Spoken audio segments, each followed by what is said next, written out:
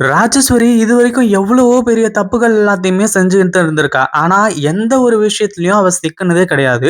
அதாவது யாரா இருந்தாலும் சரி, செஞ்ச தப்பு ஒரு நாளைக்கு அவங்கள தொரத்தி தொரத்தி அடிக்கும் அப்படிங்கிற மாரி சொல்லுவாங்க இல்லையா? அந்த மாரி இப்போ ராஜேஸ்வரியோட நிலைமை ஆயிடுச்சு.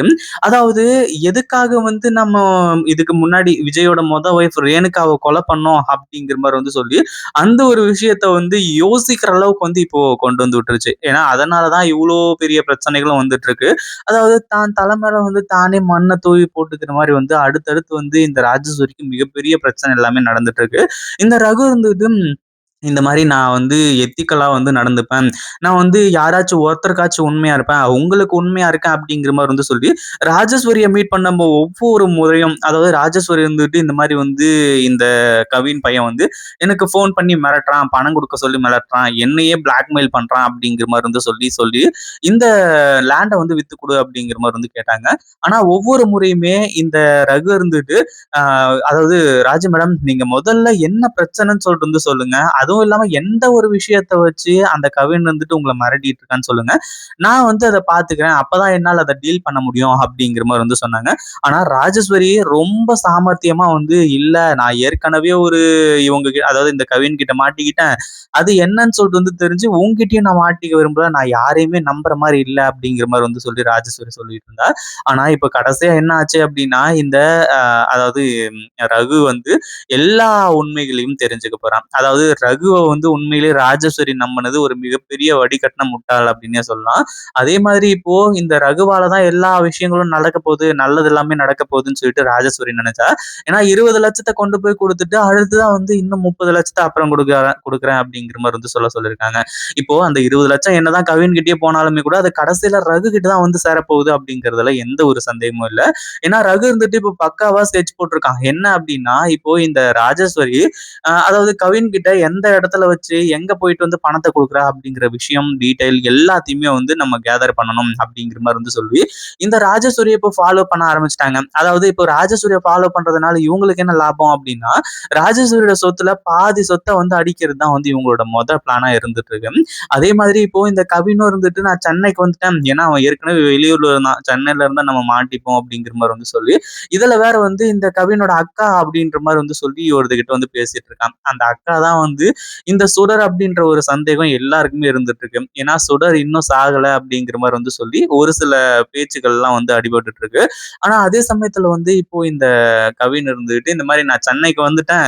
நான் சொல்ற இடத்துக்கு வாங்க. அங்க நான் பணத்த வாங்கிக்கிறேன் அப்படிங்கிற மாரி சொல்லியிருந்தான். அந்த ஒரு விஷயத்தினால இந்த ராஜேஸ்வரி இப்ப கிளம்பி போயிட்டு இருக்காங்க. ஆனா விஜயும், மல்லியும் நம்மள ஃபாலோ பண்றாங்களா? ஏன்னா ஏற்கனவே ஃபாலோ பண்ணி தான் அங்க அந்த முரளியோட ஃப்ரெண்டு போயிட்டு பார்த்தது, பணத்த குடுத்து மிரட்டுனது, இது எல்லாத்தையுமே வீடியோ எடுத்து வச்சுக்கிட்டு, நம்ம விஜயும், மல்லியும் மாஸ் காட்டுனாங்க. அப்படி இருக்கும்போது இவங்க 2 பேரும் ஃபாலோ பண்றாங்களா? என்ன ஏது அப்படிங்கிறத தெரிஞ்சுக்கணும் அப்படின்றதுக்காக, இந்த ராஜேஸ்வரி அந்த முரளியோட ஃப்ரெண்டு கிட்டயே விஷயத்த சொல்லியிருக்காங்க. இந்த மாரி விஜயும், மல்லியும் எங்க போறாங்க? என்ன ஏதுன்னு சொல்லிட்டு வாட்ச் பண்ணி எனக்கு சொல்லு. இன்னும் ஒரு ரூ. 5,000 உனக்கு சேர்த்து போட்டு விடுறேன் அப்படிங்கிற மாரி சொல்லி, அந்த ஒரு வேலைய குடுத்துருக்காங்க. இப்போ விஜயும், மல்லியும் அவங்க அவங்க பாட்டுக்கு வேலைய செஞ்சுட்டு இருக்காங்க. ஏன்னா ராஜேஸ்வரி என்ன பண்றா? ஏது பண்றா? அப்படிங்கிறத வாட்ச் பண்ணணும் அப்படின்ற எந்த ஒரு அவசியமும் இல்ல. அவ ஏதோ திருட்டுத்தனம் பண்றா அப்படிங்கிறதுனால தான் அத வாட்ச் பண்ணணும்னு நெனச்சாங்க. ஆனா இப்போ இந்த ராஜேஸ்வரி நிம்மதியா போறா. அப்பாடா நம்ம பின்னாடி யாரும் வரல. இந்த விஜயும், மல்லியும் மோப்பம் புடிச்சு வந்தாங்க அப்படின்னா, அவ்வளோதான் நம்மளோட கதை முடிஞ்சுது.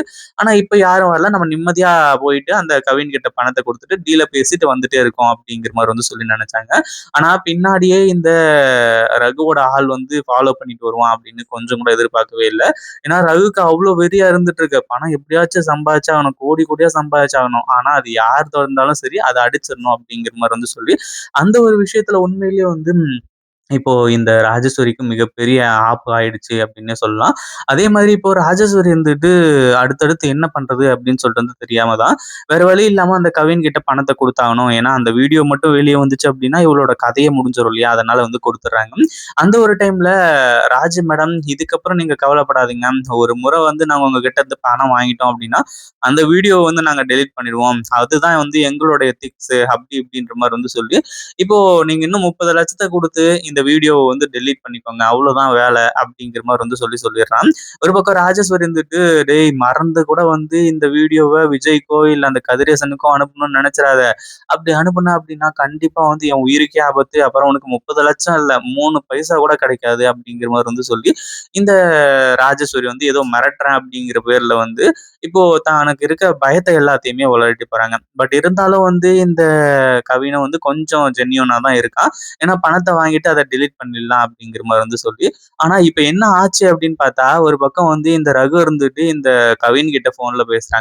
ஏன்னா சரியா மாஸ் என்ட்ரி குடுத்து, இந்த கவின வந்து தூக்கிடுறாங்க.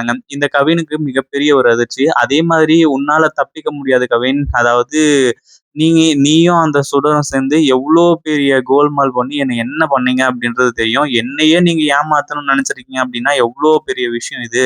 இதுக்கப்புறம் நான் சும்மா விட போறது கிடையாது. அதே மாதிரி நீங்க செஞ்ச தப்ப சரி கட்டணும் அப்படின்னா, நான் சொல்ற ஒரு விஷயத்த செஞ்சாகணும். இல்லன்னா நீ எந்த மூலைக்கு போனாலும் சரி, உன்ன நான் கொல்லாம விட மாட்டேன் அப்படிங்கிற மாரி வந்து சொன்னதுக்கு அப்புறமா, இந்த கவின் வந்துட்டு அப்ரூவரா மாறிடுறான். என்ன விஷயம் பாஸ்? நான் வந்து பண்ணது தப்பு தான்.